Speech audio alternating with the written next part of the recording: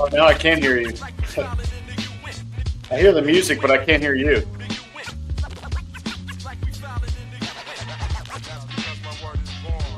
I can hear the music, though, but I can't hear you.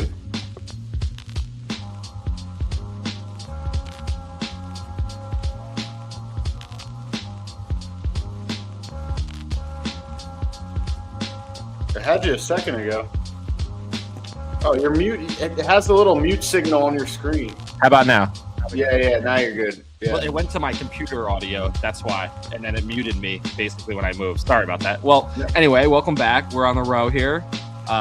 Technical difficulties to kick it off. No problem. But happy St. Patty's Day weekend to all you high schoolers out there drinking underage and enjoying walking around your local cities and wearing green, even though you have no idea what St. Patty's Day is even about and you're not Irish. But we respect it.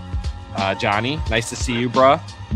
Yeah, I think St. Patrick's Day was more of a college thing for me, but high school, college, drinking under the age of 25, have a blast. Yeah, definitely don't want to be out there too old for sure. I agree with that. Lots going on in the sports world right now. Where do you want to start? Where do you want me to start? I'd love to start with the WBC. I feel like that's a great place to start. I feel like the World Baseball Classic has been exceptional. I feel like in general, like a lot of people, I think this time around were wondering whether or not it would still have the same luster and steam that maybe the last time around, because I felt like the last time there wasn't as much hype around the World Baseball Classic, but I think after Japan winning, the Trout-Ohtani matchup, just like the hype that came from that one, I feel like everyone was like locked in now. All right, U.S. got to get this. This is a get back. Like we got to go get this right now. Basically for the U.S., they got their best people in the lineup. The 2 MVP candidates from the AL. Obviously Skeens pitching. The team is absolutely brim loaded, and PCA. I mean, the whole team. PCA is like a rotational 8th or 9th batter, and this guy's croaking home runs. So I think it's all hands on deck trying to get this World Baseball Classic and bring it back home. But there's some surprise stories. The Italian squad is incredible. Japan being eliminated yesterday by a Venezuelan hot team. Shouts to Gleyber Torres, playing amazing. And I do think that, and a lot of these teams, what's cool, John, also is that when you look at even the Puerto Rican squad, they didn't have their typical Lindor, typical teams. A lot of these teams are new young blood teams that have a lot of young stars, maybe guys that people don't know about who are getting a lot of shine too. So I think the World Baseball Classic has been a great place to start and been very impressive so far. And the games have been incredibly electric. All of the games, the Venezuela Italia game, the fucking Puerto Rico game. They were down 8-2 and made a run at it as well. Against, who was that against again? Puerto Rico played. Who did they just lose to? Puerto Rico. Oh, that was against Italy. Excuse me. Venezuela was against Japan. Excuse me. But anyway, they made a run and tried to get back there, Puerto Rico, but they got down too early. They were down 8-2 at one point. But yeah, that's where I'll kick it over to you. But I think the World Baseball Classic is a great place to start, and I think it's been very entertaining actually as of late, and all the games. Yeah, no, I've always been a fan of the World Baseball Classic. I've always been a fan of the World Baseball Classic. I think it's a lot of fun. It's cool. It means a lot to these guys who aren't in the majors already too. There's a lot of those guys we see flying around out there. This Italian team is definitely a lot of fun. It feels like everyone on the team is American though. I don't know what the qualifications for being on the team is. Maybe one of your parents is from that country. I don't even think one of your parents. Ago. I think it's more great grandfather. Yeah, 3 generations ago. Yeah, I don't think it's even close to parent because it's insane. But it's a lot of fun. I like the Dominican team. They're a lot of fun. Definitely some drama with the United States and Mark DeRosa basically not knowing the rules and saying oh, we're just going to get some guys some playing time, having Kershaw pitch, this and that. And then obviously would have came down to run differential if Mexico had beaten Italy, and they won they only scored 5 idea. or less runs. It would have been like, Yeah, would have USA been on the almost outside. didn't make it out of the group. Thank God Italy took care of business, and it didn't really matter at the end of the day. But he tried to walk it back and say he knew, but it's clear to me, DeRosa is a media guy as far as I'm concerned. Been MLB Network for a long time. I've never seen him manage or coach until now. Maybe I'm wrong, but I remember he's a great analyst and a lot of fun and a good personality. But obviously, I just think his coaching, he didn't know the rules, so he obviously blew that. But somehow USA sneaked by. Big to beat Canada. It would have been a big loss if we just beat them in hockey and then lose to them in baseball right after. So that was big. That would have been an opposite ends world, honestly. Yeah, exactly. It would have been all the luster from that would have switched back. Even though USA is a lot better at hockey than Canada is at baseball, but it still is our sport versus their sport. And then tonight, I think Dominican Republic and USA is must-see TV. And as for us going all out for it, I do agree and I don't agree because at the same time we have just Kershaw on the team ceremoniously, Tarek Skubal just for half of a start basically. And then you got so there's definitely still take it back to camp. Yeah, there's still some holdout from there, but it is great to see Skeens going out there buzzing. I think tonight's going to be, like I said, must-see TV. Dominican Republic and the USA in the semifinals should be a blast. Yeah, it's always fun.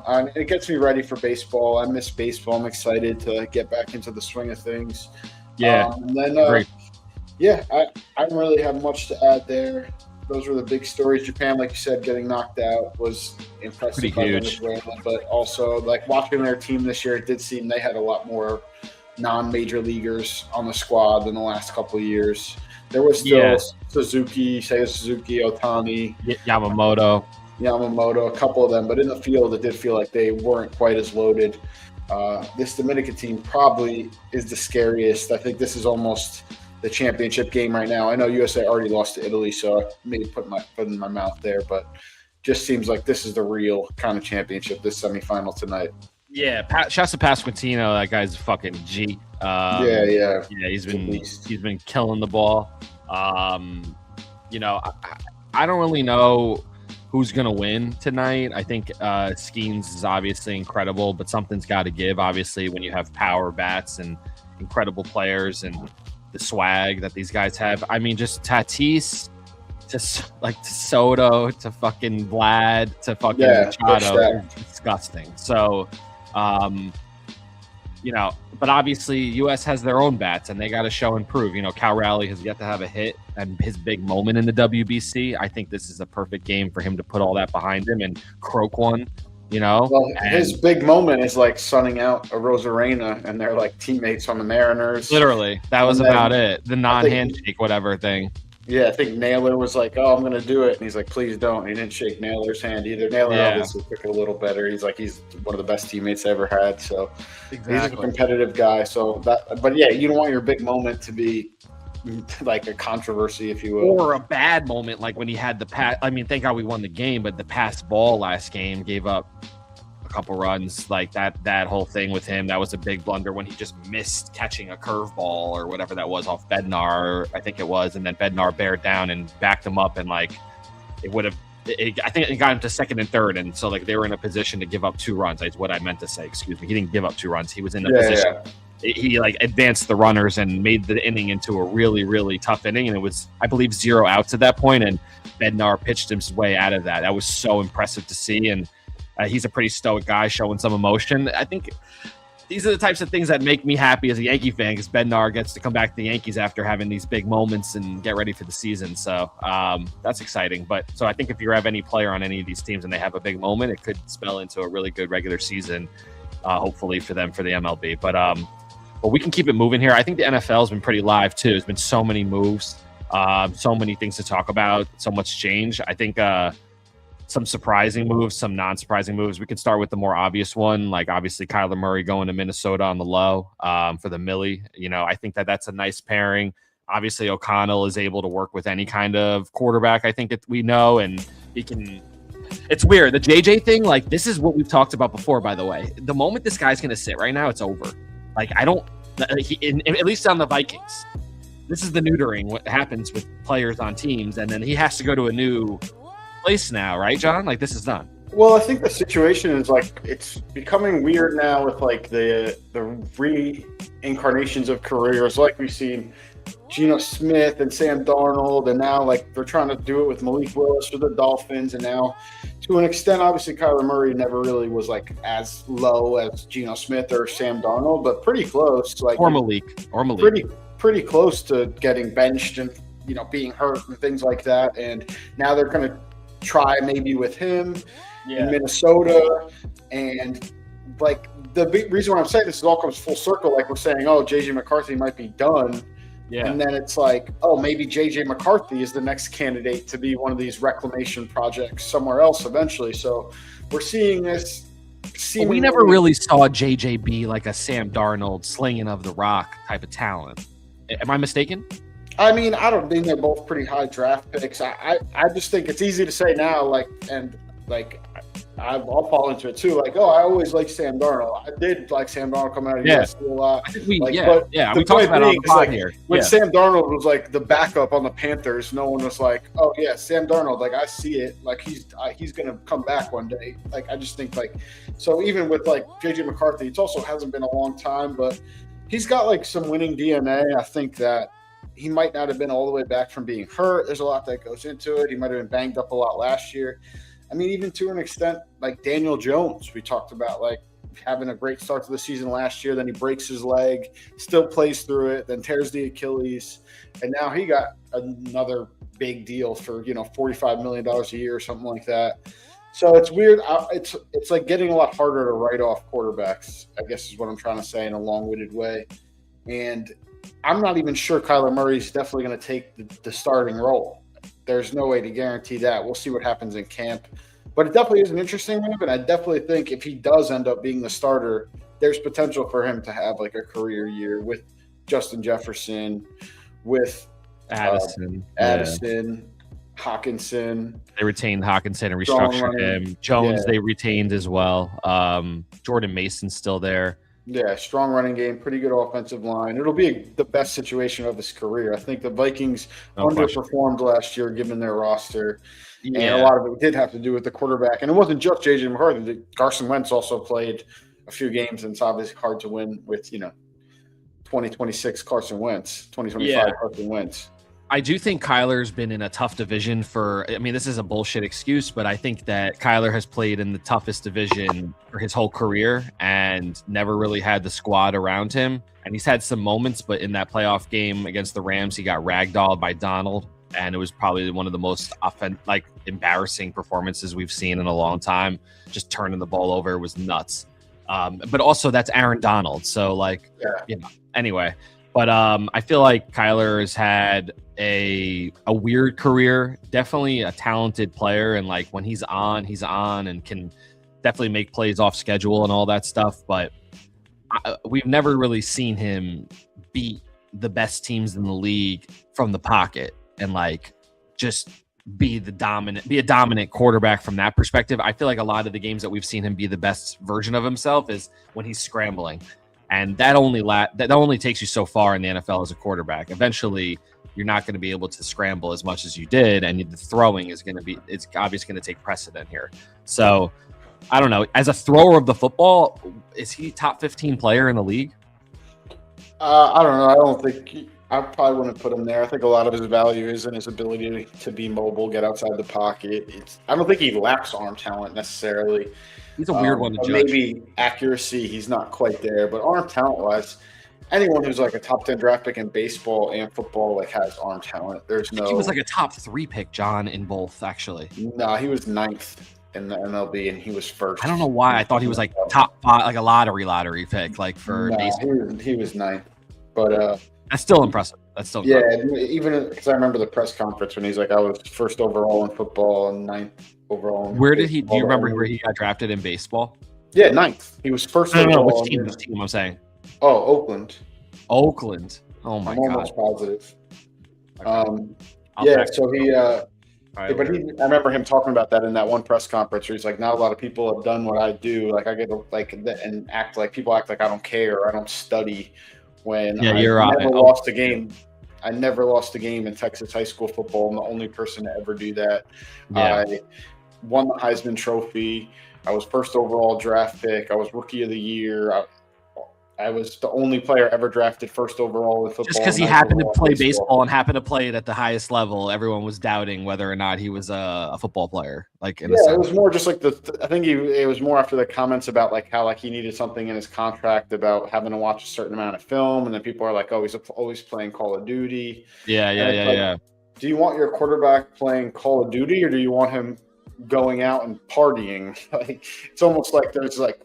It's not. I don't think it's that bad that your quarterback likes video games. There's a lot worse things that your quarterback could like. Yeah, I agree. But I also get that people are like, well, I want him to just be obsessed with football and never think about anything else. But like, even like Tom Brady was like knocking up Bridget Moynihan. Like, you know, like it's not like quarterbacks are even the elite, crazy, talented are not having fun and enjoying their life. Exactly. It's not. You got it fucked up if you think they're just head in playbook in their mansion all day long. Yeah, and I honestly don't even think that would be helpful. It'll like cause burnout at the end of the day. They need absolutely. You need breaks. So. Of course. Yeah. It's unrealistic expectations. But honestly, though, that the fact that it was part of like if that's true that it was in a contract, John, that's a whole different thing. Yeah, I mean, I guess. Like I said, I don't know. He was part of some video game squad, though, whatever the FaZe clan. Yeah, I think it's more like maybe there's that verbiage like that and a lot more contracts on their team, and we just don't know about it. Like it's just it's just a burial. Yeah, it just gets blown up because he plays video games, and that because he's and he's a quiet guy. Like he's like a non-controversial athlete. Yeah. He's just never small. heard anything bad from Kyler. He's just small. Yeah, exactly. Yeah. His biggest controversy. I think it's a good opportunity for him for sure. It's the best probably place he could have wound up in. Absolutely. Maybe Miami because that would be the only other one. There. The chain that would have been nice. Yeah, and you're definitely starting. Like there's still a chance JJ is starting next year, and even if he's not, like if Kyler has a bad game, there's like a quick hook behind him. Yeah, or a quick, at least from the fans.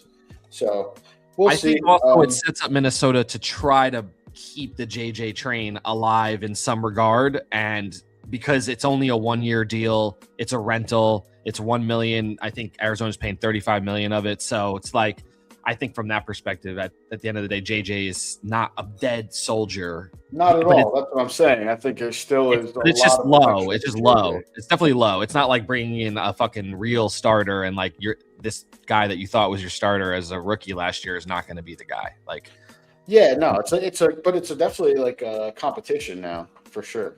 Absolutely. But yeah, we can go to some of the moves in the NFC East.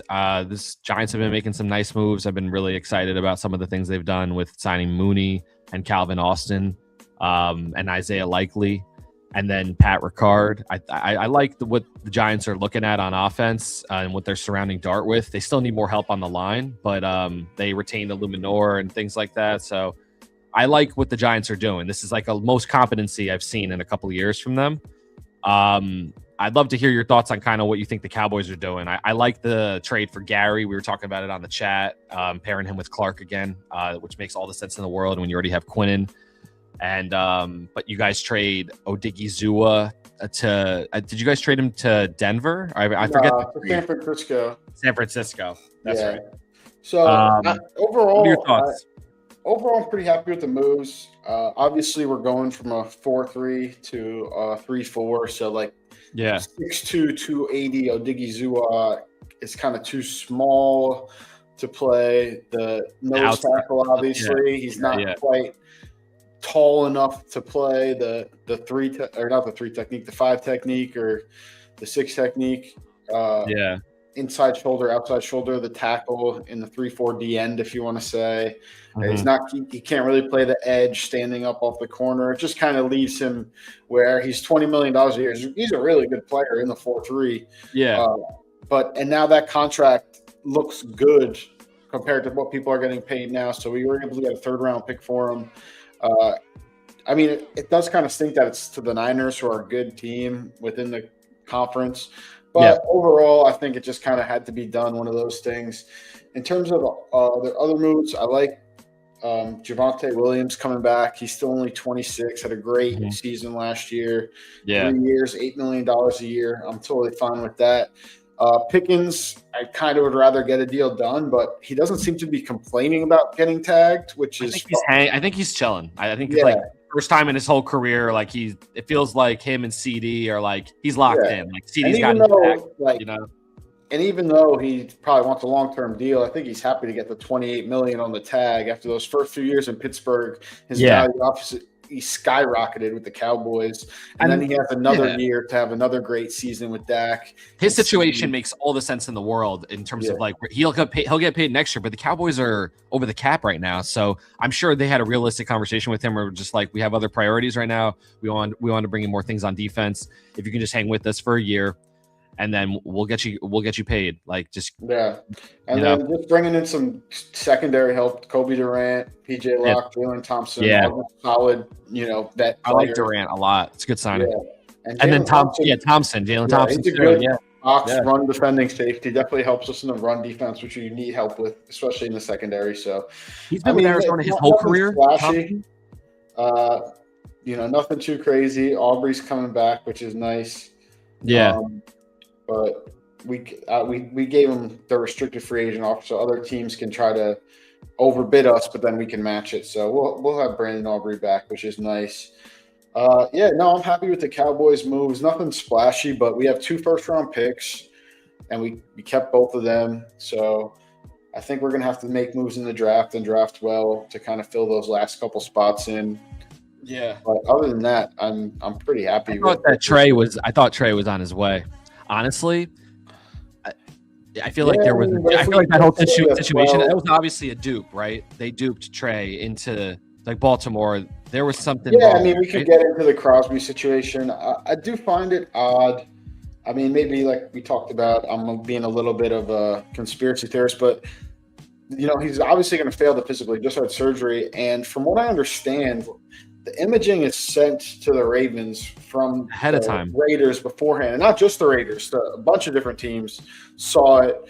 They were dodgy about it, but like they made the deal after they saw the imaging, then bring him in, and I guess they have him inspected by their doctor and this and that. And I don't know, when the GM's saying like, "Oh, no one's more upset about this than me," that makes me just think it's bullshit. Like that's just like a typical line. Like, that's like, DeRosa. Oh, trust me, like, I'm the one who cares the most about this. That just seems bullshit. You ever heard the owner Biotti talk before?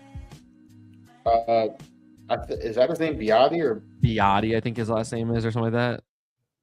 I think it's like Biscotti, maybe. Owner of Ravens. Biscotti. That's it. I said Biotti. Biscotti. Yeah, I think it's pronounced Biscotti, but whatever. Either way, it doesn't really matter. Bisciotti. It's definitely Biscotti. Yeah, I think it's Biscotti, but okay, it doesn't really matter. Like I said, I was like, who the fuck is Biotti? Anyway, he's a fucking character. This guy talking in the media, if you ever watch any of his pressers, this guy is a character. And apparently he's involved in a lot of these situations that they do. And I don't know. I feel like they just did a 1-2 buckle my shoe here. Like fucking, we have Crosby. Finally, Trey makes a decision to sign with us. All right, perfect. Let's keep the picks and just blame the injury and get out of here. Get out of Dodge. And we got our pass rusher. Yeah, especially because like Baltimore isn't really the team that trades picks often. Right. They draft well. It's kind of out of their MO. Yeah, it's kind of out of their MO to make a splashy trade like that. So it definitely stinks. I don't want to be too like. What's the difference between Trey and Crosby to you? Oh, I think it's massive. I think Trey Hendrickson is much worse against the run than Max Crosby is, and not as good of a pass rusher, but still a good 10-sack plus pass rusher. And obviously, you don't have to give up the picks, so you kind of go on that route and keep the picks in a pretty strong draft. Besides the quarterback position, and they don't need quarterback,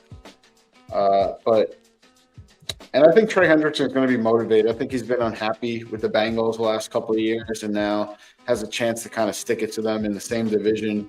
So I think we'll get a motivated Trey Hendrickson, and it'll work out Trey Hendrickson, and it'll work out for the Ravens pretty well. But in terms of the run defense. I was just looking up between Crosby and Hendrickson who's played the most games the last 3 years, because we were just talking about Crosby's injury, and Crosby's played more games.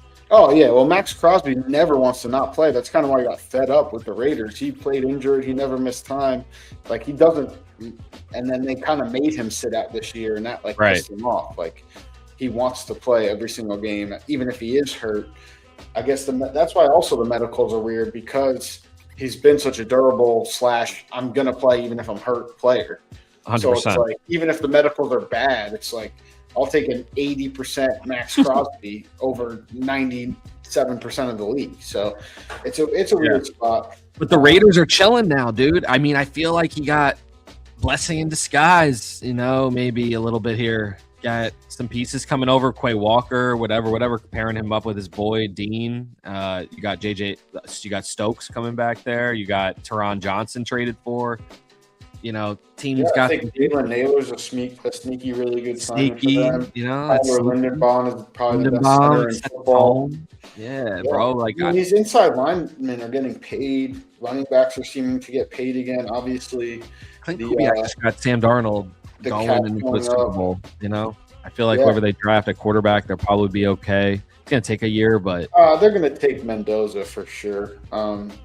He's like Kirk Cousins, ready to go. He'll be that loaded up, and Vegas now is in a pretty good spot, and he's at least is on social media saying, "All right, we're running it back with the Raiders. Let's go." Like, Max seems to be bought in again, despite all this stuff going on. I think that he is a player where, at the end of the day, he is going to show loyalty to an extent for them drafting him, for them sticking through when he had his alcohol issues and stuff like that. And they didn't disrespect him. They traded him to a really good team. It was supposed to be to a really good team for 2 first-round picks. The value is there. In conference, they weren't trying to fuck him at all. So I agree with you. I think that he's going to be motivated. And they did make a lot of good signings. Their defense, they added Kwity Paye, Nakobe Dean, Teron Johnson, Eric Stokes, just good, solid players. No one is going to splash off the screen, but they got Teron Johnson, the nickel in there is nice. I like that. They got competent football players, which they didn't have last year. A lot of them, and then Linderbaum, also a very, very good football player. And Jalen overpaid, Naylor. But very good. Yes, I think that's a little overpay, but it doesn't matter. He's a prized possession. Seeing what other centers and guards are getting paid, it's really not, and it's nice. It's a 3-year deal, so he can get 84. paid. I think that's 84 mil, something like that, right? 81, yeah. And he's still very young, so he'll get another good contract. Good agent. Yeah, I think it works out for both there, and they might be sneaky. And I don't know. And they got weapons in terms of just having Genty already, and you have Bowers. You have some pieces there that are elite playmakers. Those guys are both proven to show that they can be elite playmakers. So you just, in terms of the receivers, though, who else is on that team? Well, like I said, they added Jalen Naylor. They got your boy Thornton from last year.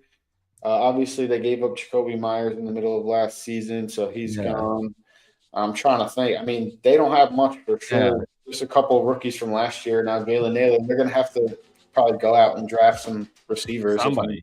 Yeah, and they obviously still have Brock Bowers and Michael Mayer as kind of a nice 1-2 punch at tight end.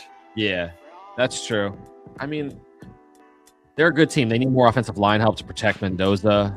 The run game is going to be everything on this team. I think Clint Kubiak knows that. Didn't they sign another running back with Genty? I think the Raiders have another running back on that team. Pretty sure that was one of the first things they did. I don't think in free agency this year. Maybe there's someone else who's already on the team, but maybe. Well, you could look that up if you want. In the meantime, I'll just kind of go over some of the splashy ones. I do think it's a lot of what we said with the Raiders, just teams getting competent football players on their rosters. But there were a few splashy moves. I think they signed Connor Haywood. That's at the fullback, though. Sorry, I knew it was something. Connor Hayward, he's a fullback, though. He's not he's like a sneak on the goal line kind of guy. Yeah, I knew they signed. I don't know why I thought it was running back. My fault. Yeah. No, you're fine. But splashy, in terms of what splashy ones, just going through real quick, go kind of team by team and just talk quickly. I like DJ Moore to the Bills a lot. I think Josh Allen and him should have a good relationship. Bradley Chubb. Amari Cooper round 2. Here we go. No, but I do think he's a little younger than when they got Amari Cooper. It's Josh Allen, dude. Josh Allen's a fucking problem. He doesn't. Yeah, but also I'm only giving up a 5th-round pick. Yeah, I like that portion. In a second, that's pretty good. That's pretty good. Bradley Chubb is, I think, Bills too. Signing. He's fallen off a bunch, and then CJ I think will help their defense. We talked a bit about CJ to the Bills. What'd you say? You said, did you just say CJ also to the Bills? Yeah. Bills are ass. That defense is going to be ass, in my opinion. I mean, Ron Johnson. They don't have a corner on that team that's worth a shit. I don't know. I'm not a big fan of that defense. I think Chubb and CJ will help the run defense a lot, which was what really hurt them last year. He's an older player. He's all right. And then the Dolphins, Malik Willis, we talked about already briefly. I think that's a good move for them. We'll see. Yeah. I think they just needed to get away from Tua. For sure. And he's with Hafley, who's the guy that helped him kind of figure out how to play some kind of competent offense in the Packers. So he's followed him down here. Hafley's a deep coordinator. I don't know how much he had to do with Malik Willis. But it didn't become the head coach of Miami, though? Yeah, but he's not. I'm saying he wasn't working with Malik Willis. I'm just saying he saw it up close, though. Yeah. And they also the continuity is kind of more what I mean there. The GM from the Packers also went down there. Yeah. That's right. Yeah. So that makes some sense. It makes some sense. I'm happy for Malik that he gets to go to a place of some people that actually believe in him, who saw it up close. That's kind of cool. Geno Smith back to the Jets. I don't really know what to say there. Just a little laugh. Yeah. You know, honestly, can we just say something here? They signed some nice pieces on defense, I will say. I think Minka's over there. They got Demario Davis. Some guys on defense for the Jets. So, I don't know. I feel like Aaron Glenn is just working with what he can work with. You know, they should be happy they got Geno, to be honest. You know, he might lead the league in picks, but maybe it'll be a resurgence season like the Jets, and maybe you just never know. So, football's weird, but more than likely that's going to be a bad team. Yeah, I sneaky like the Steelers moves too. I think Rico Dowdle runs hard, and I think Michael Pittman for a late round pick swap, and that was it. And gave him a new deal for just under $20 million a year, like just under, basically $20 million a year. I think that's a good move. And Hell yeah, about being named Pittman and going to Pittsburgh just seems like it's a good. The whole thing fits, dude. It fits. Yeah, I agree with you completely. The Dowdle signing too. You're on it. I think they losing Gainwell sucked. He led their team in catches last year. Shows their competency on offense. So I don't love that portion, but I do like the signing of Dowdle. That's a good signing. Yeah, and then I like the Texans. They add Montgomery to the running back room, and also just attack O-line. Again, nothing crazy, but again, competent football players. Evan Brown, Trent Brown, Braden Smith, like they're going to make that offensive line at least slightly better. No big name crazy, but they'll win a lot of games. It's just C.J. Stroud in the playoffs, and what is that? And we'll find out. Yeah, we talked about the Colts, Daniel Jones, and then obviously the Alec Pierce contract came out of nowhere. But I think they're, moving off from Pittman, they're going to try to feature him more than just a deep guy and see if, they must see something that he's worth $28-something million a year. I love Alec Pierce. He was on my dynasty team. I like him. Yeah, that's good for your dynasty team, him getting that contract for sure. Yeah, you know how I also feel here. Like the reason that he was so good is because Pittman's on the team and draws attention, but they do have Warren, and I think maybe they felt like it was crowded underneath, and I don't know. You never know what they're scheming. I believe in Steichen, but I think it was an overpay. But like you said, they had to keep their guy. Yeah, no, I agree. Just keeping going through. The next one I see here that I think that is worth talking about is Kenneth Walker, 3-year deal, 28.7 guaranteed, up to $45 million. Again, running back starting to see the pay fall their way again. Obviously, the Chiefs have kind of lacked a big time running back since maybe Kareem Hunt. The first go around, yeah. And now to add that, not just a running back, but just like an explosive player. Rashee Rice, but he's been hurt pretty much. But even like guys they got like Worthy who can make an explosive play once in a while, but they haven't had like a home run hitter. And I think Kenneth Walker kind of gives them that. Yeah. Even though he's not the fastest guy, he still is good for like those 30, 40-yard runs, maybe even he doesn't break it all the way. I think he's a good like 20-plus yard runner. I feel like Mahomes has almost been turned into a dink and dunk guy the past couple of years. Like we talk about Rashee Rice, he's catching a lot of short screens and for sure. Obviously Travis Kelce, but you go ahead. No, you're good. You're on it. I think your assessment is correct. I think Kenneth is a big piece for them. Their line sucks. They got rid of Taylor in the offseason. I think this year finally got rid of him at what is that, right tackle, if I'm not mistaken. So I don't know. I mean, this offensive line is still a problem. Obviously, getting Kelce back helps because he's a good blocker at tight end and he's a big guy. I like the signing of Kenneth Walker for sure and getting off Pacheco, letting Pacheco go somewhere else. I think he went to Detroit, and replace Montgomery. So, I just never liked Pacheco. I thought he was a good runner. I think he had his moment in the playoffs. He's a hard runner, but he's a guy that gets injured and smaller legs and just not a guy that's I agree with you. I think he's like serviceable. He's done his best. Serviceable. Isn't like a kind of a game breaker like Kenneth Walker, Super Bowl MVP has shown to be. You can give Kenneth Walker the ball 20 times and you're going to feel good. Like you give the ball 20 times to Pacheco a game, inevitably he's going to get hurt. Yeah, he's not the best pass catcher, not the best pass blocker, but they'll figure out a way to work around that, I'm sure. For sure. Or whoever they bring in. They got to go in the draft. They got to do a lot in the draft. Yeah. The next one I see here that I think is really interesting is Travis Etienne, another running back getting paid. 4 years, $52 million, $13 million a year. Good for him. He has like a Cajun last name too. He has like that kind of French Etienne, like I like that. He's from that area, right? The Bayou.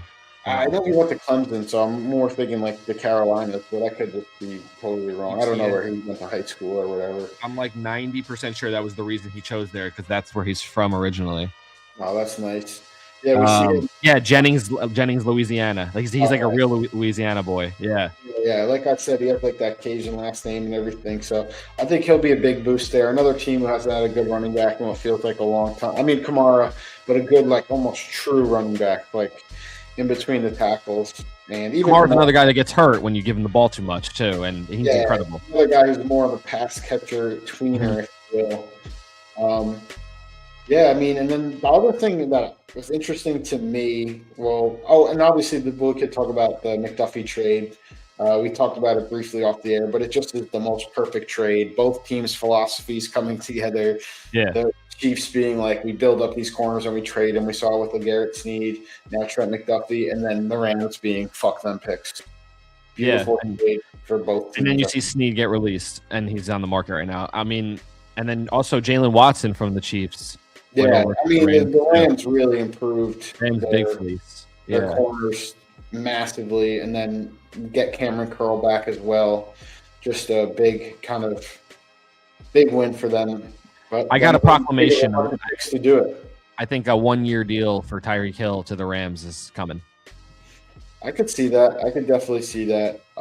That's a good take. Well, let's hold off and see if that pans out. The 49ers getting Mike Evans on a 3-year deal. The only thing I find interesting, and obviously we talked about Diggy Zoo already. I think that's a good move for them. But Mike Evans and Dre Greenlaw is back with his boy. Yeah, Dre Greenlaw's back. Retribution there. Honestly, this defense is like on its last limbs here. This is it here. When you signing Evans, like Kittle got hurt last year again. Like this is the usage for McCaffrey is just all-time high. Everyone got hurt last year. And that means everyone was hurt. Evans, like in his older years, Trent Williams was hurt. By this electrical substation shit. Fred Warner was hurt. Bosa was hurt. Yeah. Everyone was hurt for this team, and it's like signing another old guy might not be the move. But then again, nobody's going to play afraid of guys getting hurt. You can't really do that. But interesting that Mike Evans isn't a buck for life. He kind of just seemed like he was going to be one of those guys, but he also voiced like he could have said nothing and left, and he did kind of say like I'm not happy. And I think it's a Todd Bowles thing. If I had to guess, I think he likes Baker. I don't think it's a Baker thing.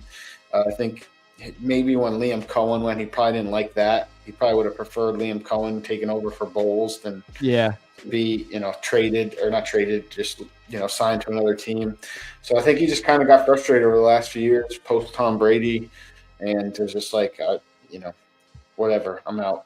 I think it's like anything else. It's just like you outgrow where you are, and they drafted Ibuka, and it's just like they're directionless a little bit the way they build their team, and kind of just try to find good players. Doesn't really feel like they're building towards something. And like you said, the retaining of Bowles over Liam Cohen looks to be a dog shit decision. Maybe no different than what the Ravens are in the middle of right now. We don't know what Minter is, and they had McDonald in the building type of thing. So yeah, I mean, I think the Ravens are almost feels like they're, but it's tougher when you have a Super Bowl champion head coach, and John Harbaugh has had a lot of success. Like Todd Bowles has been like kind of a failure. I mean, he's an NFL lifer. He's a good coach, though. I don't know about failure. As a head coach, I would say a failure. With the Jets and now the Bucks. Failure? I mean, what has he done? Like, he's now maybe they won one playoff game against the Eagles. Was that even with him, or was Arians still there? I can't remember. But overall, like, they just sneak out of that terrible NFC South most years. This year, they didn't even sneak out of that NFC South. The Panthers won that division this year. Yeah. They didn't even make the playoffs this year. Yeah. He obviously never made the playoffs with the Jets. Yep. So as a head coach, he's a great defensive coordinator, one of the best. But as a head coach, I think I'll venture to say a failure. I'll stand on that. Okay. As a head coach. I don't think it's a crazy take. Failure, like, I don't know. I think like Robert Saleh is like a failure as a head coach. Well, we'll see. This is his second run, so we'll see after the Jets. So he's basically in a position that Todd Bowles is in now, maybe a worse team, because the Titans, I think, are in a worse spot than the Bucs were when. I don't think Cam Ward is a good football player from what I saw. I think he's okay. I think Cam Ward could be good. But my point being is that, like, if you're saying Robert Saleh is a failure, he's only done what Todd Bowles has done. Trajectory. Yes, trajectory. I got you. Yeah. Like, and now is getting his second chance. Yeah. But I'm just saying, like, all Todd Bowles has done different than Robert Saleh's get a second chance already and do a little bit okay with the Bucs, if you want to say, but not really. Like, I like Todd Bowles, but obviously, like you said, coordinator is better. He's obviously not a head coach, and I don't know how he's held that position for so long. It's almost like he has something on the ownership. I can't believe they haven't gone off of him, to be honest. I'm interested in seeing, like, it's weird to see the Eagles kind of sit on their hands a little bit. I guess I think they're still going to move off of A.J. Brown. I do think that we're watching – they moved out Goddard's deadline to sign him or something like that? I think it was today they actually signed him to a one-year deal, so he'll be back. But Goddard they signed? Yeah, today. So that makes me think even more that I feel like A.J. Brown is being shopped right now, and I think the Rams definitely is. But the Rams are in on it apparently. It's just that if Howie's willing to move off of 2 first-round picks, or the take. Would you take a first and a second for A.J. Brown? I think they should, but I also think the take that's popular around here, at least, is like the passing offense stinks anyway. Like, why not move on from A.J. Brown? On the outside, anybody on the outside can catch 600 yards worth of balls. But the thing is, like, yeah, the passing offense stinks with A.J. Brown. Guess what? If he leaves, it's going to be even worse. Like, it's not like like, I get it, but we're not solving the problem here. Yeah, it's going to be worse. But he needs and I don't think the problem is necessarily A.J. Brown. His attitude might be the problem, but he's a great player. It's the quarterback can't get him the ball. More so, DJ Moore. Like, if you didn't throw him the ball, he's not going to get mad at you on the field. Yeah, but even so, I mean, even DJ Moore's had his issues. Even when Fields got traded, he didn't like that. He vocalized that. Wide receivers talk for the most part. There's very few Marvin Harrisons of the world, and Marvin Harrison also got fed his whole career. Yeah. But the A.J. Brown, the passing game being bad isn't because of A.J. Brown. He's the little bit that makes it good, him and Devontae Smith. It's the quarterback is limited as a passer and doesn't want to run anymore. And the offensive coordinator had his weaknesses. But now they're going into a brand new system. They're already changing out the coaching. Quarterback's got another new coordinator. The offensive line's getting older, and now the solution is get rid of when everything's clicking, one of the best wide receivers in football. And I just don't see how that's going to help them offensively in, like I said, a transition year with new coordinators who are, again, they didn't even get the coordinators they wanted. So it's tough to see. If I'm an Eagles fan right now, I want to trade AJ Brown because you can't deal with the circus anymore. And you get good picks and Howie's been solid. But with all the shit that I'm saying about the Eagles, there's also a situation where a couple of years ago, their defense, it was like their offense now is in the spot that their defense was a couple of years ago, where they collapsed at the end of the season. The Cowboys ended up winning the division when they were like plus 2,000 to win it with 4 weeks left. The Eagles lose to the Giants and the Cardinals back-to-back weeks when they were in the doldrums with Tommy DeVito and Jacoby Brissett, and their defense was just terrible. Then they go out and have a great draft, and they get Cooper DeJean and Quinyon Mitchell and Jalix Hunt, and all of a sudden they're formidable and they win the Super Bowl. They can obviously have a similar year this year. They trade AJ Brown. They have 3 or 4 draft picks on offense. They fill the guard, on those picks. Yeah, they fill the weak guard hole. They get another swing tackle or guard with all these injuries they have between Juergens and Dickerson. Dickerson got retained too. Well, he changed his contract up basically to be a free agent in 2 years instead of 3 and make a little bit more money per year, but not have that third year guaranteed. But that's because the word is, at least he was talking about retirement. Like, he's banged up, he's hurt. So question. That might be like the last 2 years of his football life. He's saying, make that money now a little bit more over those 2 years and then free up some cap stuff for them for long-term signings, maybe of Jalen Carter, now that they already got Jordan Davis, a big deal. So they lost some players too on that defense. But my point is that in the draft, they need to get someone for when the games that Lane Johnson doesn't play, Landon Dickerson doesn't play, Mailata or Juergens doesn't play, and they need to kind of address that guard spot that was kind of steam. I mean, Fred Johnson, to be fair, I don't know if he's still on the team. I'm assuming he is. He did a really good job in that role when Lane was out. Fred Johnson played very well. Even in that 49ers playoff game, he wasn't the problem at all. It was, again, the quarterback had time and just couldn't find people or couldn't make good throws, or they were calling bad plays. But still, they could still use a good offensive draft. Let's say they trade AJ, hit on a wide receiver, hit on a tight end, hit on a guard. Mm-hmm. Their offense could be real good again. That running game could bounce back. But then again, they also lost Jeff Stoutland, who's a Hall of Fame level offensive line coach. It's a lot of turnover, a lot of turmoil, and it's kind of like on the Eagles. Did they fire their offensive coordinator? What? Did they fire the offensive coordinator? Yeah, they got the new kid, Sean Mannion. He's like 30. Oh, yeah. Former quarterback. Sean Mannion, former quarterback. Yeah. He just is like 2 years out of the NFL. He's never coached before last year, I don't think. And or 2 years ago, they got Sean Mannion, and then the other guy, I forget his name. But they got basically 2 co-offensive coordinators, like an offense coordinator, a passing game coordinator. I likened it to like the Inspector Gadget. Like you sneak them in, like you put a big jacket on them and one on the other shoulder, sneak them into the movie theater, as opposed to getting like one adult in the room. Like that's the analogy. Johnny Munt. Johnny Munt's a tight end. New Eagles OC Sean Mannion has. Yeah, Sean Mannion. Oh my God, I remember this guy from the Vikings. He played for Oregon State. Yeah. Praised, called Jalen Hurts amazing. Oh, really? Amazing. Yeah, what else are you going to say? But yeah, no, that's just weird. The Eagles, I do think the Rick Rulin signing was good because obviously opposite Quinyon was a little bit of an issue last year with Adoree Jackson. Cooper DeJean obviously plays the slot. They do lose Blankenship too and Nakobe Dean. So as much as we talk about they need to address the offense, their defense definitely had some losses as well.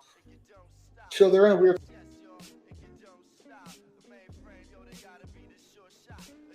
You there? Yeah, I'm here. It's like messing up on my end. Hold on 1 second. All right, no worries. Yeah, so that'll be the wrap it up for the NFL free agency segment while Zach gets that taken care of. Not much to mention there. But yeah, we'll talk a little basketball after this, obviously. You got me now? I think I got you now. Okay. Well, I was saying that pretty much wraps up the free agency. The Eagles was the last kind of point. There was nothing really, unless there was anything else you wanted to mention. No, I mean, Eagles definitely are impressive in terms of like some of their signings. They lost, and on the offensive side, being able to retain Dickerson. You know, I think the way that Howie's working the AJ Brown thing is smart. Getting Goddard back on that deal is smart. Like you said, they have a few things to address there, but they still have weapons. They let Dotson out the building, so I'm interested to see who's going to step into that wide receiver 3 role for them. But and I was just mentioning they lose Dean, they lose Blankenship. Yeah. And then obviously they upgrade at corner, but defensively we talk about how much they need to address the offense. Their defense isn't the same as it was last year. Losing Blankenship and Dean and they traded for Reek Woolen, I think. They signed Reek Woolen. That's what I was saying is a big upgrade over Adoree Jackson, who was kind of the weak point in the defense last year. Woolen Mitchell is nice 1-2 pair, and with Cooper DeJean, that's a really good secondary, like a front 3 secondary, I would say. Yeah, that's a good corners. Yeah, for sure. Definitely an upgrade. So, yeah, but that's kind of it for football. I did want to talk quick.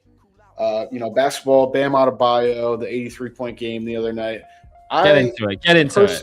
I personally can't stand just like the shit on people's accomplishments in the NBA. Like, basically, it's systematically broken down. All these points are. One is obviously the free throws, but they were fouling him because he was dominating, and he made 36 of 43 free throws as a 7-footer.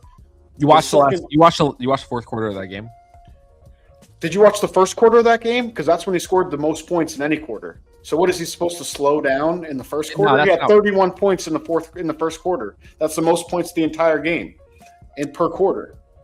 So in the first half, they were trying to get him the ball, but guess what? Everyone, when they have iconic moments like that, for the most part, are fed the ball. They want to break the records. They want to go for it.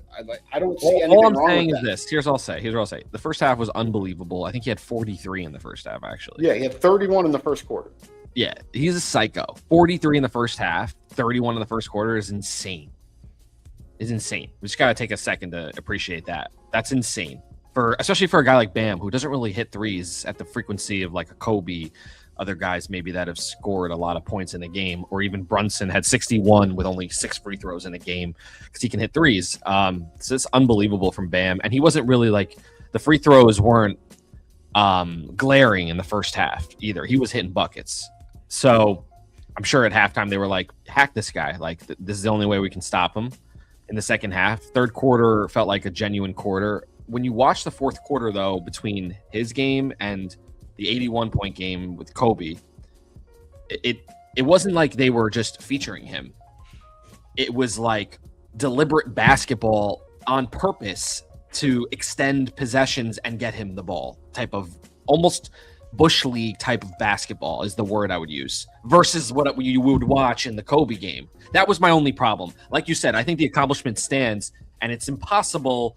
If you went to, you can say Kobe's 81 was better. That's fine if that's what you feel. Yeah, that would be my only. But that's not like doesn't that's take away from what Bam did. He had 2 more points. All right, he didn't shoot. He shot more free throws, and the they were accomplishment trying to stands. As mentioned. Yeah, for sure. Like that, I don't give a shit. Like that doesn't invalidate 83 points. It's only happened. Yeah, I wouldn't invalidate it at all. History.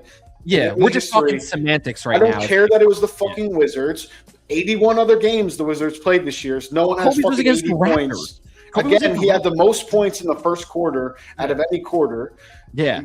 His third quarter also he had I think 20. I think he had 19 in the fourth. Like that was his second lowest quarter scoring out of all of them. So yeah, they were forcing the ball. They were trying to get him. And also I think part of leaving out, Miami didn't have anyone else in the fucking game to score. He had to do that. And he did it. It wasn't like Tyler Hero was playing. They were up like 25 points.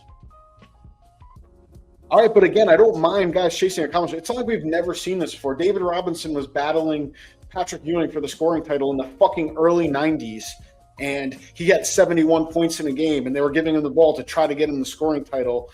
when they were winning. Like, this happens. It's not – everyone's like, this is today's NBA. Well, this is what sucks about today's NBA. It's like this has been going on. When people are about to break records, if a pitcher – when Johan Santana threw the first no-hitter for the Mets, he threw 147 fucking pitches. You think if he didn't have a no-hitter, he'd throw 147 fucking pitches? It's part of sports. When someone's about to do something great, you don't, like, take him out of the game because, like, oh, it's not real if he doesn't do it the way that I want him to do it. That's not how records work. I think it's just the combination of the two, like the fact that they were up by so much and that it wasn't like evident that he was scoring field goals to get to the record.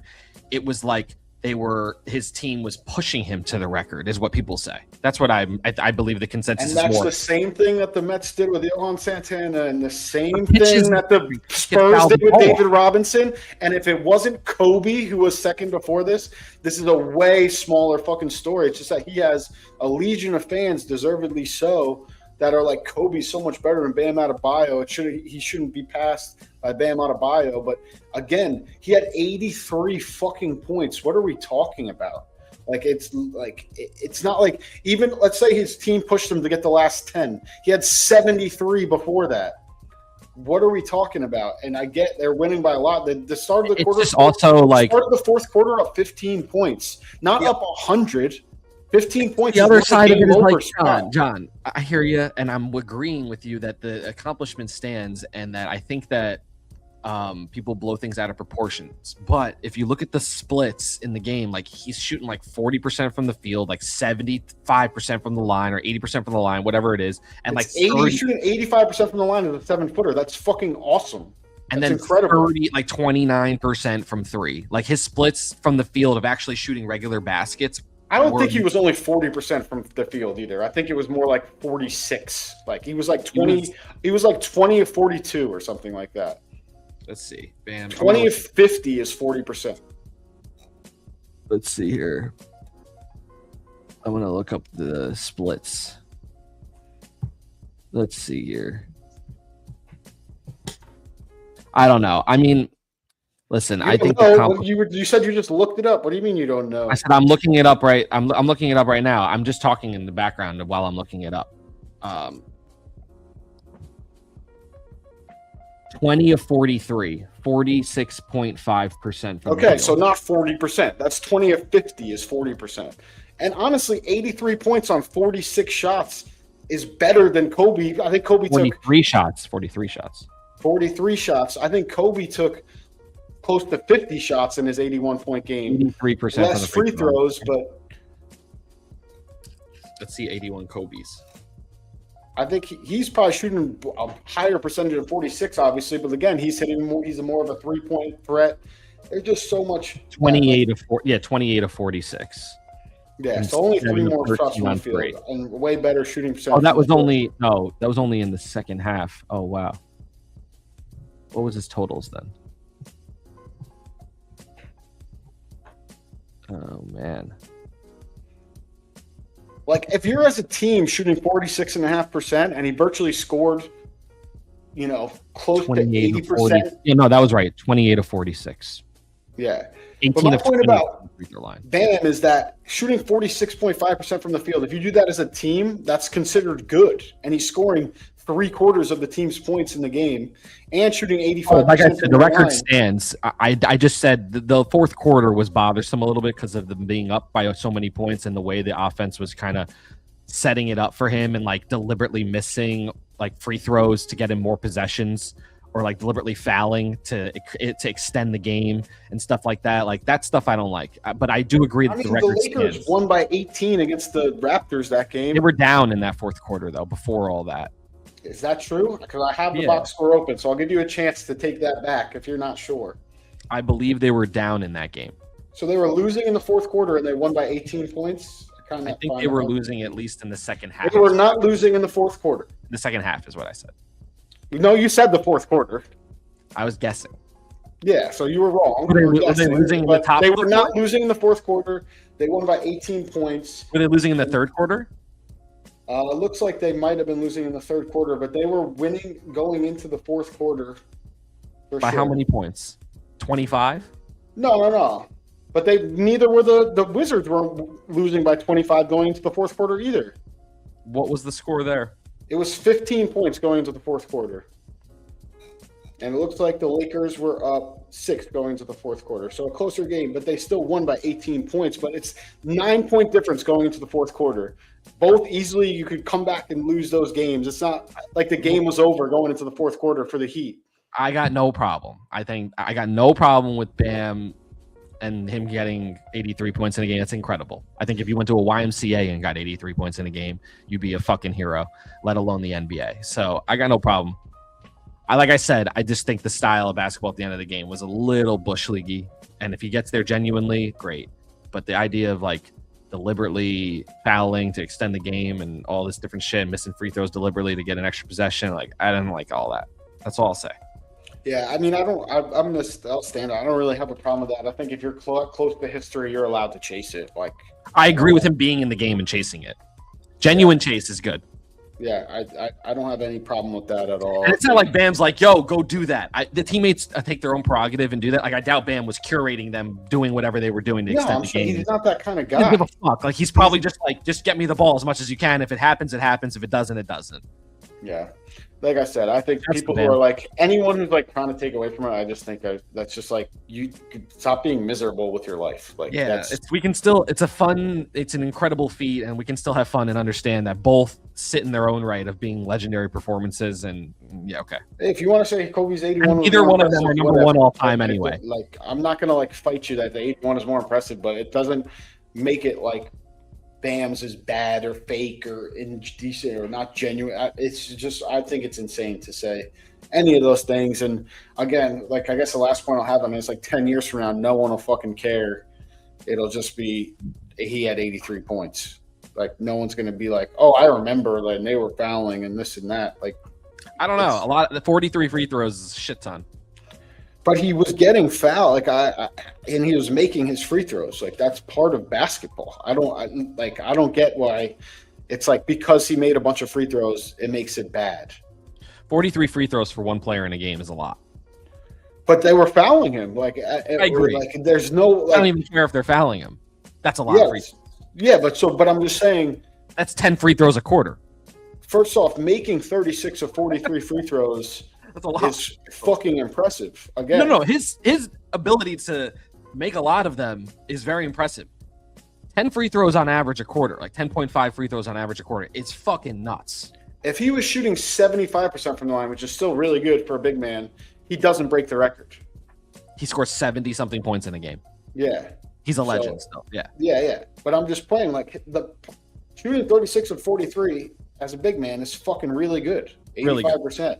Yeah. So, and again, I do think one of the things that people are leaving out, because even compared to Kobe, if you want to bring it back there, Kobe wasn't on a team like the Heat was on against the Wizards the other night. No one was playing for the fucking Heat. There was no one to take shots. Like, Kobe there was other guys in that game. He was just taking over. Odom was in that game. I was just looking at the box score. Like, Odom was in it. A couple guys. They were a healthy team. They weren't the best Lakers team. They weren't the best Lakers team. They were okay. Yeah. But my point being was like, there wasn't like the time of low. Kobe was on a warpath. If you remember, that was during the whole cheating, whatever, blah, blah, blah, blah. That whole war. That was way after the cheating stuff. The cheating stuff was like we were like middle school, early high school. I'm pretty sure 81 was like when we were in college. I think it was during, because I remember the Muse documentary that 81 was like during when he was like he called it like an avalanche when he was just killing it. And I thought that was when he was going through it with Vanessa. I really I thought that's right. I might be crazy. Maybe I'm crazy. It was 2006. So it was like, I believe that's like, if I'm not mistaken, the documentary on Muse that I watched on HBO is an incredible doc if you've never seen it, about Kobe and the Achilles injury. But he talks about his whole entire career, a lot of his career, and I want to say that was like 2003, this cheating scandal. Yeah, 2003. And then 2006 was the game. So it's 3 years later. So that documentary might have been exaggerating. for effect. Maybe I might be connecting the wrong two things, but I one thing I do recall is that he was scoring a lot of points in consecutive games up to that 81-point game. Like, he had like a bunch of 40-point or like 50-point games or something like that. That season, he had a 35-point scoring streak that's like the longest ever, and like the 40-point that's like the longest. He had like ever. A bunch of games coming up to that. He averaged like 35 a game that year. That was like definitely his best scoring year. Yeah. That sounds very familiar too. That he was like, it was like, I remember him calling it an avalanche in the doc. But yeah. Anyway, shouts to Kobe, shouts to Bam. Both of them incredible performances, different kinds of players. I mean, the team took 88 shots that game, and he took 46 of them, not including the free throws. Well, I'm saying Kobe. Yeah. Oh, Kobe. Yeah. Kobe averaged like 5 free throws a quarter. He had like 20 free throws in that game. Yeah, he was 18 of 20 from the line.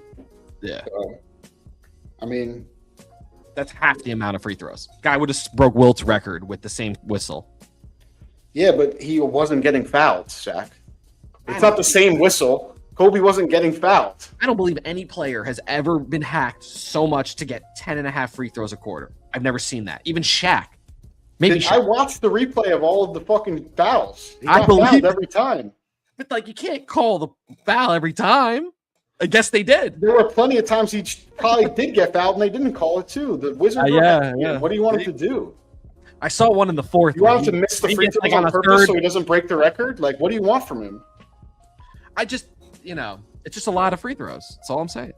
It's a very friendly. Then blame the Wizards for fouling him, I guess. I don't know what to tell you. Like, there's no reason, like, if you're getting fouled, that free throws shouldn't count if you make them.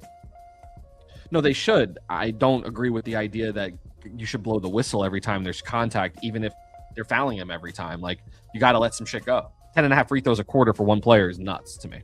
I wholeheartedly disagree. I don't think you should stop calling fouls because they keep fouling someone. Not stop calling them, but like. So what should you do? So if like every you should just defend like that. You should foul every play because the refs can't call it every play. Then I saw some hacks for sure. I watched the highlights, but I'll be clear. Like, I doubt that they're completely hacking him every play. There's no way.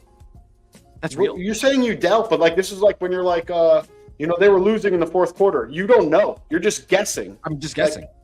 But you're guessing. You don't know. Like, you. Yeah, and I did see some hacks, especially in the fourth, that they were actually. Watch the game. Watch the montage of every foul and pick out the ones that aren't fouls or shouldn't have counted, and then watch every time they didn't call a foul and say, "Oh, every single time they didn't call a foul, they also shouldn't have called a foul." Like, you know what I mean? You can't just be like, "I think that you shouldn't shoot 43 free throws." That's just not a thing. It's not a fair opinion. It's a lot. It's like calling pass interference or holding on every play. I don't love that. Yeah, I mean, like I said, it's not a fair opinion without like watching every single one. You could call holding on every play, couldn't you? Team could have 100 penalties in a game.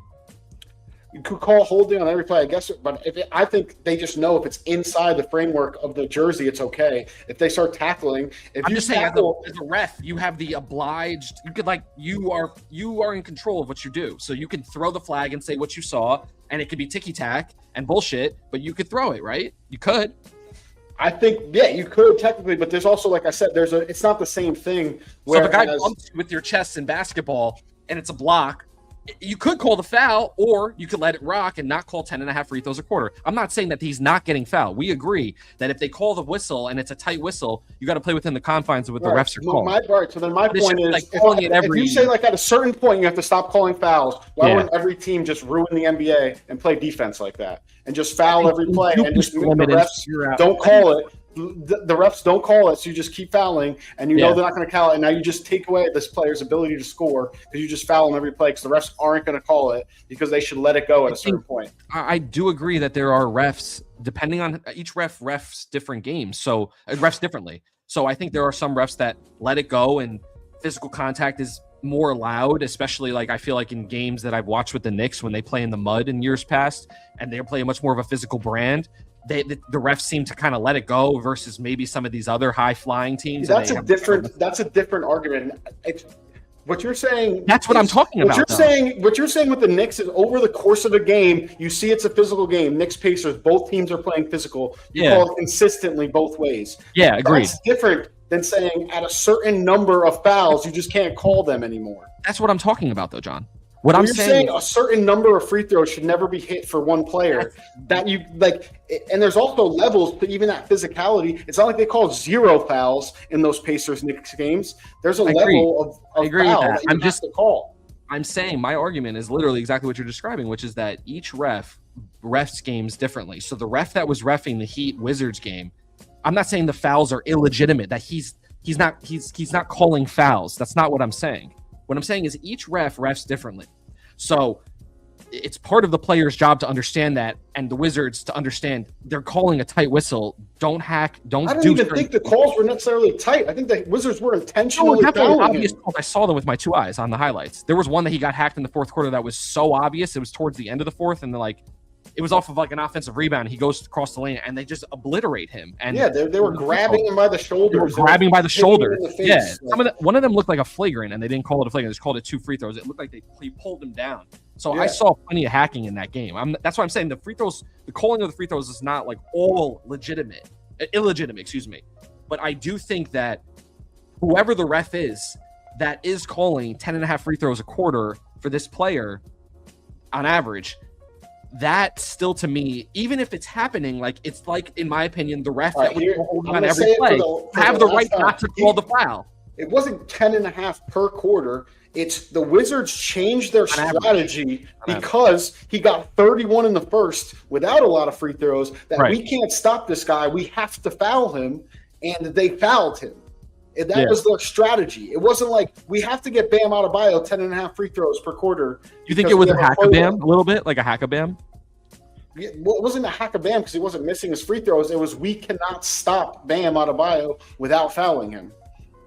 Yeah, there's definitely a lot of that going on. Sarr was getting fucked up the whole game. He could not stop him. There were all those guys. They were throwing different bodies at him.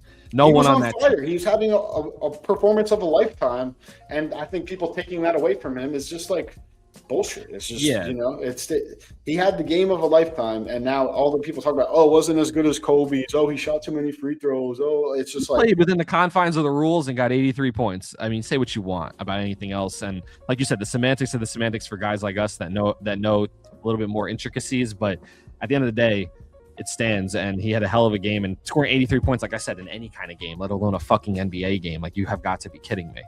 Yeah, unreal. I think just an unreal performance, and I think just basically a big fuck. Like I said, I think if you're going at it and saying like it's like Joey said, it's like, oh, I don't think anyone thinks it's cool. Everyone thinks it's cool. He's like, no former NBA players, and then Casey pointed out, like in the fucking text message, it was LeBron James, Dirk Nowitzki, Vince Carter, like Hall of Famers are all like, wow, Bam, great game. Like none of those guys have smelled 70 points. Yeah, exactly. Like, it doesn't make him better than Kobe. That's also, I think, with Kobe fans, it's like nobody's saying he's better than Kobe now. He just scored 2 more points in a game than Kobe did. It's not a fucking big deal. That's why I even like it. I like it more. Imagine LeBron did something like that. Then you'd all be sick. It just happens to be a guy like Bam, who's a good guy, who's a good player, but he's not anywhere close to the pantheon of Kobe. Like, what are we talking about? So it's fine for him to live in his own right of his own accolade, and like we don't bury it. Like, as opposed to like people would say it's way more fraudulent if LeBron had done that type of a performance and done shit like that. Like, he would have been buried for this, John, for sure. I mean, not by me, but I get the sentiment that like people would go after him more because for sure. Bam's just happened to be a guy that's just part of. It's not like he was asking guys to come foul him or his. Like Kobe's 81-point game isn't the most impressive thing Kobe's done. He's a 5-time champion. Correct. Like this, I would say the most impressive at the end of his career was crazy. This is the most impressive thing Bam will ever do. This is what he'll be known for. And I say that to say this again: LeBron hasn't been as successful with championships, but LeBron, if he did do this and was like you said, the team was fouling to get more possessions and all that stuff was happening, stuff like that, it would be less cool for him because this isn't the coolest thing LeBron's ever going to do. He's the all-time leading scorer in the history of the NBA. He's won championships. He's MVP. Yeah. He's done. You're legendary. Why are you doing this? he doesn't need this to like cement his career or anything Yeah. like that. So I get what you're saying there. But my whole point is that like I said, I think nobody hates the NBA more than NBA fans. Like that's where I stand. Best take ever. So true. The other big winner of this is that I feel like when it was Kobe, because he's so beloved, people were poking a lot of holes in Will Chamberlain's. It was never on TV. Did he really score 100? No, it happened. If you're a Knicks fan, you know it happened. Now that Bam is second, you're like, yeah, like it's definitely Wilt first. No one's complaining anymore. Yeah. Take your wins. Yeah. All right, let's get into this quiz though. Got a football one for you, a fun one I think. Nice, not too complicated. Just every NFL team's single season leading rusher. So we could go through it. Season leading rusher. The player. Yeah, the player. You just need the player. I could go team by team, or you could just start rattling some off. But I think going team by team, you're less likely to get like one wrong. Leading rusher. Leading rushers. All right. So I'll start with the Chargers. LaDainian Tomlinson. Correct. And then next up, I got the Chiefs. We'll go division by division. Single season. Priest Holmes. No. Larry Johnson. Correct. Damn it. Denver Broncos.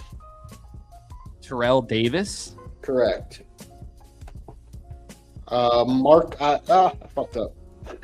Might have gave me that. Raiders. You just threw me off. Oakland, LA, Vegas Raiders. Bo Jackson. No. Really? Bo Jackson like joined them later in the season a lot because he played baseball. Yeah. Bo Jackson famously has less career rushing yards than Jim Harbaugh. Josh Jacobs.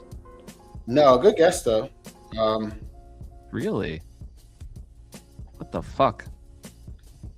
I'll give you one more guess, and then I'll give you the year and the amount of yards. Who is the running back with Rich Gannon? Is that like Charlie Garner? I don't know who the fuck I'm thinking about. Josh Jacobs was second, to be fair. Yeah. Bo Jackson nowhere on the list. Where the fuck am I right now in my head? Oh man, I had a guy. Garner? Charlie Garner? No, that's not right. No, not Charlie Garner. That's not right though. Yeah. I know that's not right. I'm trying to get to somebody else, so I'm using names to get to another name. I'm thinking about somebody else. You're not in the right time frame. It's an old player. It's 1985. Oh wow. 1,759 yards. I literally said the start of his first name before.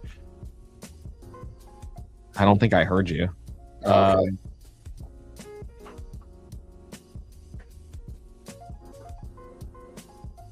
You could pass and come back to it too if you want to take a little. I don't have that. I don't think. All right, we'll come back to it. I'll give you another shot later. 49ers. Wow, that's tough. Frank Gore? Correct. Arizona Cardinals. Whoa. All right, I got two guesses, so we'll see though. David Johnson's my first guess. David Johnson is second. So Edgerrin James is number one? No, Edgerrin James is third. Mother. This guy is late 70s, was later a Giant. What? Oh, no.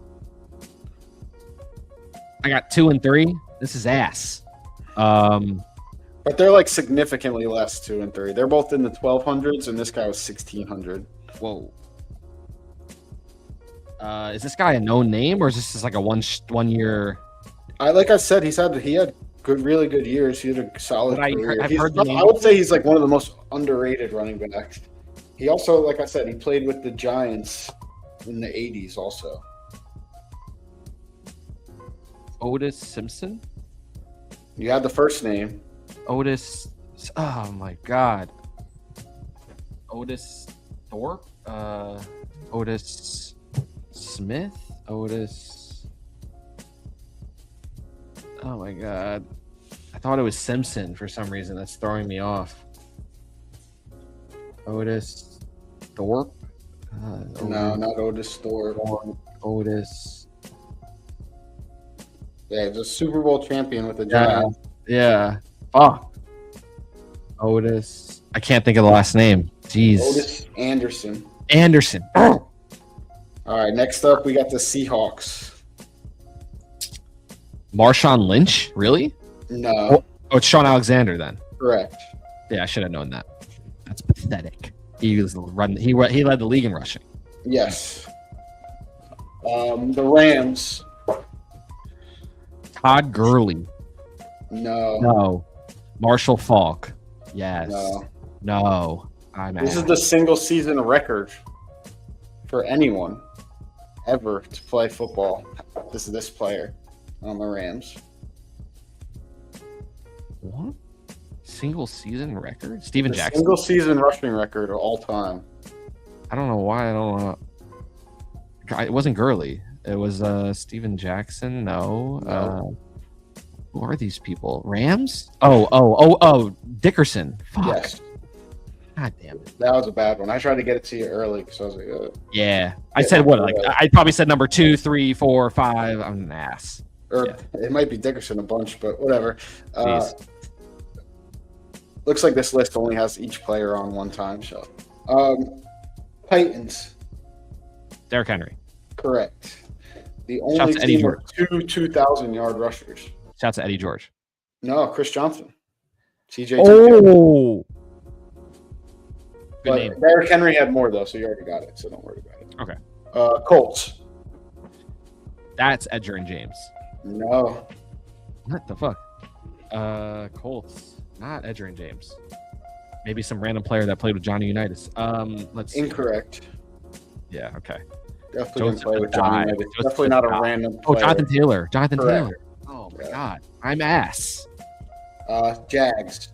Patience, Zach. Don't guess the first name. So let's go through options. Let's not guess the first name. I keep losing on that. Fred Taylor is an option. Let's think about it. Travis Etienne is an option. Jaguars. They're a newer franchise. I'm gonna go Fred Taylor. No. Wow. Again, I should have took my time. Maurice Jones-Drew. Correct. I suck. I suck. Texans is next up. Texans. Don't guess him. Wait a second. Think about it.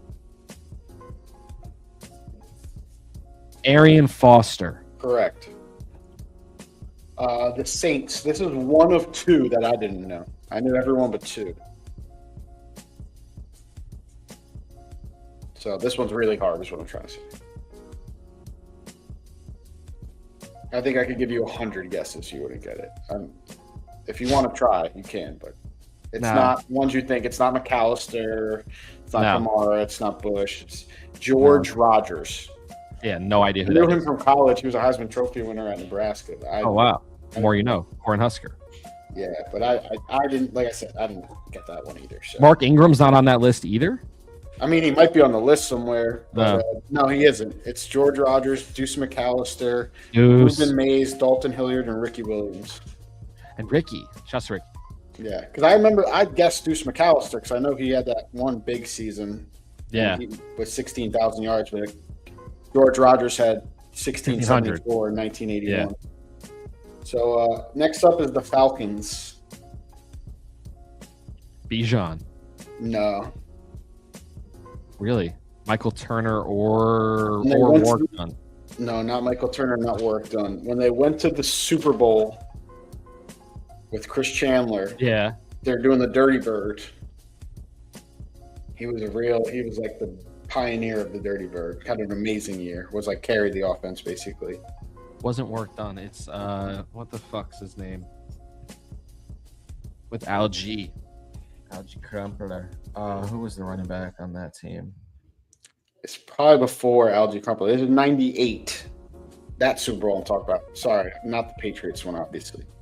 Not Devontae Foreman, for example. Not Freeman. Yeah. Yeah, Devontae Freeman, excuse me. Yeah. I got you.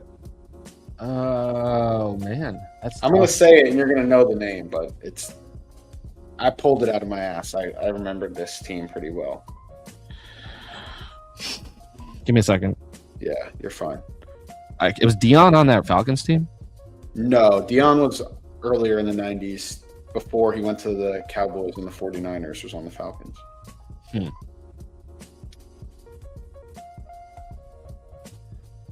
Can't really remember much from that Falcons team for some reason. Weird. Yeah, that for a team that went to the Super Bowl, they were unremarkable, to be fair. But I'm getting ready to just say, like I said, the Dirty Bird is like the best clue I could give you. I can think of him doing it. I just can't. I can't. Jamal Anderson. Jamal Anderson. Fuck. I do know that name. I should have had that. The Bucks is pretty hard, but I knew it. But it's a tough one. It's not work done then. No. He was like 80s. He had a son who played running back at Florida State in our time, who was a junior. A junior. Florida State. Smith.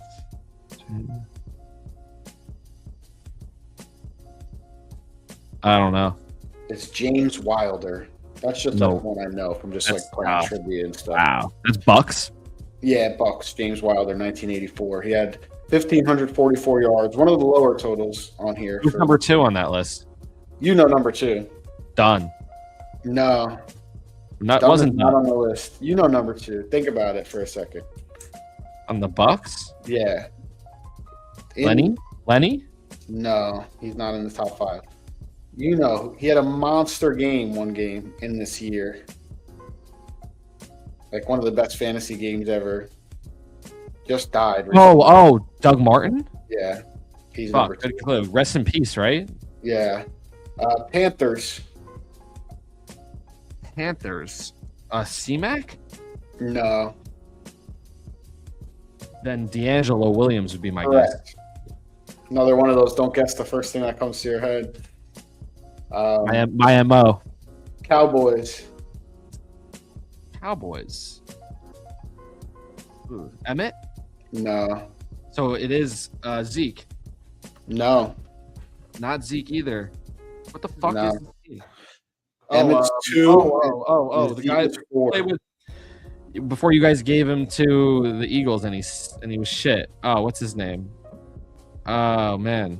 You're there. You just gotta find the name. What's his name? I know, with Romo and Dez. Yep. What's this guy's name, dude? Went to Oklahoma. Yeah, I know. I see his face. Oh my He also played for the Titans after. That's right. Taller guy for running back. Give me the initials. EM. Darren McFadden. No. I mean, he was a Cowboy. He was a Cowboy, but he was a Raider, not a Titan. Damn, what the fuck? Yeah, he also didn't play for the Eagles, I don't think. Right, yeah. Or maybe it seems like he would have, right? Like if I found out he did, like I'm pretty sure he didn't. Yeah. Fuck. Just say the name. That's killing Marco Murray. Marco Murray. Oh my god. Oh my lord. All right, the Giants. Great football face. Giants. Tiki. Correct. The Commanders, Redskins, whatever. Alfred Morris is my guess. Correct. Good one. Good poll. The Eagles. The Eagles. Let's go with rushing. So let's be smart here. Saquon. Yeah, I was like, really? I was going backwards. You had me scared for a second there. Yeah. I was going back to the present, and that was a mistake. Jets, you said? Curtis Martin. Yep. Patriots. Let's go with Corey Dillon. Correct. More you know. The Dolphins. The Dolphins. So I have a couple guesses here, but I'm going to go with Ricky Williams. Correct. Let's go. That's a little heater here. That's 6 in a row. The Bills. The Bills. James Cook. No, he's second. Last year was second all time. Yeah. You know this. Otis. O.J. Simpson. Correct. Jesus. Sorry about that. No, you're fine. I like Otis. Vikings. Let's go Dalvin Cook. No, come on, bud. You're better than this. Oh, Adrian Peterson. Oh, Yeah. mother. The Packers. Yeah, I appreciate you saying so. That was terrible. Couple guesses here. I'm gonna go. This is not easy. This isn't an easy one. I'm on green. Yes, I was gonna say it's not an easy one, but if you think about it, you should get it. Yeah. Lions. Oh, Barry. Thank you. I was almost off for a second. I was like, that should have been a snap, but you got it. Bears. Gibbs threw me off for half a second. Would you say Bears? Yeah. Bears. Forte? No. Come on, dude. It's another one. You should be easy. Oh, Walter Payton. Fuck me. Yeah. Loser. All right. Sorry, Sweetness. Steelers is the second one that I didn't know. And again, I knew these not under the pressure of Willie being Parker is my guess. No. Because you said it was like one I wouldn't know, maybe, so it's an obscure name. Yeah, no. I don't even think you know who this guy is. I didn't know who this guy is. Like George Rogers, I knew who he was vaguely. Like this guy I never heard of. So this guy, yeah. So then say it then. His name is Barry Foster. Nope. Yeah, never heard of him. I think must have been a one-year wonder kind of thing. But yeah, again, when I say I only got two wrong, I'm also like not under the microscope of being on the pod, like we talked about Still, before. I don't even know the name. Yeah, Ravens is next. Man, Jamal Lewis. There you go. I was going to say it's not quite as much of a layup as He like won the Barry rushing Sanders title or Walter too. I was about to say Ray Rice, but I was like, no, someone else won the rushing title as the. Yeah, he had a 2,000-yard season, Jamal Lewis. Yeah. He won the rushing title. I remember that year. Yeah. The Bengals is next. The tougher one, but you should get it if you think about it. So it's two guys, but I'm gonna go with a weird name, but a good name, Rudy Johnson. Correct. Yeah, the other name was Corey Dillon, obviously. Yeah, and then you got the Browns last. Browns are last. This is the last team. Yeah. Oh shit. Browns.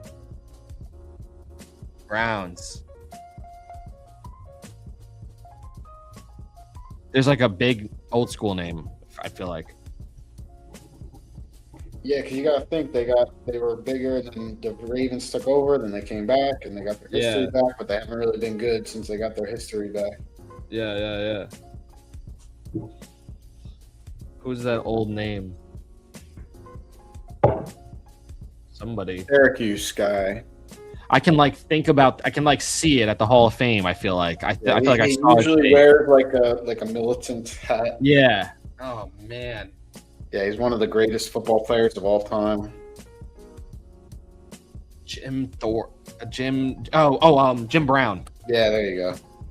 Oh, sorry. No, you're good. That took me I saw him around the Hall of Fame. I'm like, I can see this motherfucker. Do you want one more guess with the Raiders, or you want me to tell you? Darren McFadden. No, Marcus Allen. Marcus Allen. Wow. Yeah. Name. The year they won the Super Bowl against the Commander. And he's like a legend. Every time they do the NFL honors, he's always in the crowd. He always shows up. He looks like he's 35 and he's like fucking 70. They always bring him on. He shows up at every event. He was similar to Barry Sanders, and like he never got hit hard. Like he moved very, very well. Like he aged very well for running back. Like a lot of these guys look like fat and just like beat the fuck up. Like he still looks like he could fucking play. It's crazy. Or you're Marshawn Lynch and you started looking beat the fuck up, and then you ended your career looking beat the fuck up. Basically. Yeah. There's obviously bigger, tougher running. He was very, very smooth in the way he ran. Marcus Allen, very talented. For sure. And retired like young enough to like didn't overdo it. Went Legend. to the Chiefs late and was still good. Should have took my time. Probably would have had more names off the rip. Some of those were just can't do it. I started writing down X's at first, and then I was like, oh, I might as well just stop. I just like Dalvin Cook over Adrian Peterson. Can't have it. That was a tough one. Can't do that. Not knowing DeMarco Murray. Yeah, I obviously built his whole resume. It just had no name. Yeah, you just couldn't pull the name off. That's when I say the things like when you're on the podcast versus like when you're just like when I was just like doing this and like I wrote down the teams and then I just guessed. That's the one. That's like an obvi, and also like I should have like if we were talking on the chat in our group chat, that's a name I pull in 5 milliseconds. Yeah, But yeah. in this moment, for some reason, it's stupid. And some of the ones are good pulls too, like Rudy Johnson. I had to think about. Come on, Green. Jamal Anderson, I should have had. I was pissed at Jamal Anderson. Yeah, that was a tougher miss. Good Once I said football the dirty, especially because you got a good amount of clues too. Yeah, and I know the team we're talking about. Yeah, Are Marcus. you sure Allen, LG Crumpler wasn't on that team with Brian Finneran?